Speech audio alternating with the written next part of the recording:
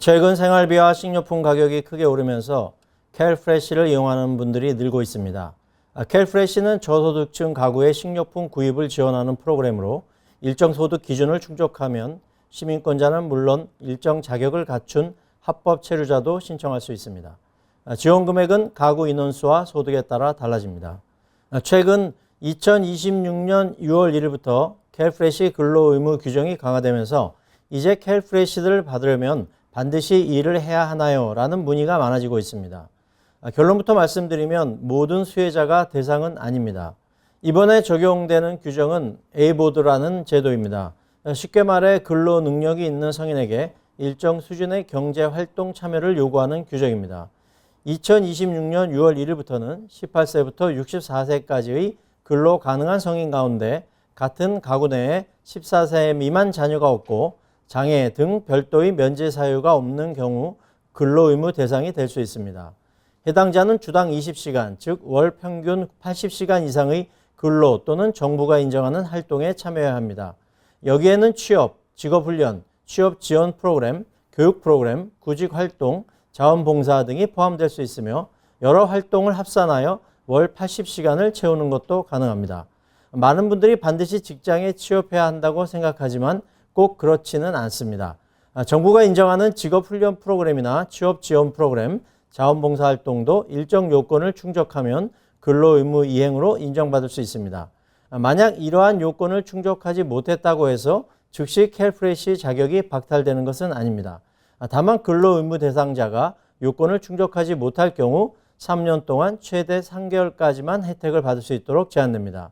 이것이 이번 규정 변경의 핵심입니다.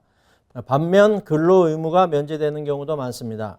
65세 이상 노인, 임산부, 신체적 또는 정신적 사유로 근로가 어려운 분, 14세 미만 자녀를 양육하는 보호자 등은 근로의무가 면제될 수 있습니다. 또한 재향군인, 가정폭력 피해자, 장기노숙 경험자, 약물 또는 알코올 중독 치료 프로그램에 참여 중인 분들도 일정 요건을 충족하면 면제 대상에 포함될 수 있습니다. 이번 제도 변경에서 가장 중요한 것은 본인이 근로의무 대상인지 아니면 면제 대상인지를 정확히 확인하는 것입니다.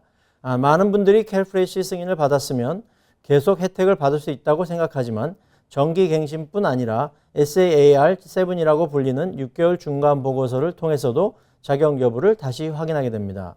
SAR7은 Semi-Annual Report의 약자로 캘프레시 수혜자가 6개월마다 현재 상황을 카운티에 보고하는 서류입니다. 카운티는 이 보고서를 통해 소득, 주소, 가구 구성원 수, 근로상태 등의 변동 여부를 확인합니다. 예를 들어 새로운 직장을 구했거나 근로시간이 늘었거나 줄었을 경우, 가족 구성원이 변동되었거나 이사를 한 경우에는 이를 보고해야 할 수 있습니다. 필요한 경우 급여 명세서나 관련 증빙 서류 제출을 요청받을 수도 있습니다. 실제로 자격이 있음에도 불구하고 SAR7을 제출하지 않거나 기한 내에 제출하지 못해 캘프레시 혜택이 중단되는 사례가 적지 않습니다. 특히 이번 근로의무 규정 강화와 관련하여 근로의무 대상자는 SAR7 제출 시 근로시간, 직업훈련 참여 여부, 자원봉사 활동 여부 등을 다시 확인받을 수 있으므로 관련 기록과 증빙 서류를 잘 보관해 두는 것이 중요합니다. 캘프레시는 어려운 시기에 식비 부담을 덜어주는 중요한 안전망입니다. 다만 제도를 제대로 이해하지 못해 혜택이 중단되는 사례도 적지 않습니다. 본인이 근로의무 대상인지 면제 대상인지 미리 확인하고 필요한 경우 직업훈련이나 자원봉사 프로그램을 활용한다면 혜택을 안정적으로 유지하는 데 큰 도움이 될 것입니다.